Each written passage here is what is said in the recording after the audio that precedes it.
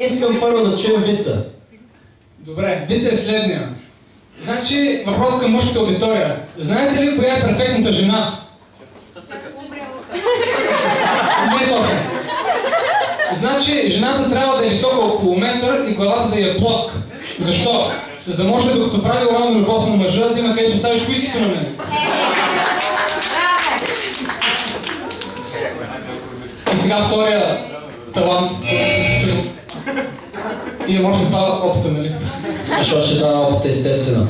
Така, сега ще говориш обратно, така ли? Чакай да се приберем микрофоните. Че дава смущение, ще можеш ли само? Това е талант да подадеш микрофона, след талант да знаеш. Така, добре. Той ще говори наобратно. Измислете някаква, журито да измисли някакво много сложно изречение. Чичко ли по червените книжко си?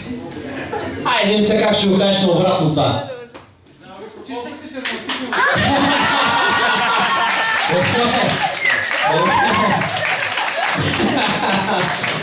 Добре, това е хитро.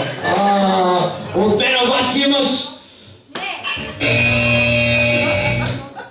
Ай, сега да чуем другото жури.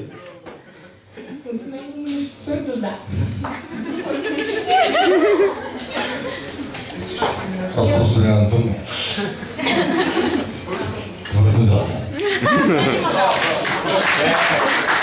Само че не знам какво ще правиш в следващия кръг. Добре. Всички минава до... Да. Искам да покажеш това е това. Сега искам да покана още. Заповядай. Имаш също талант. Нека да покажеш. Моля те. Ела също да покажеш какъв талант.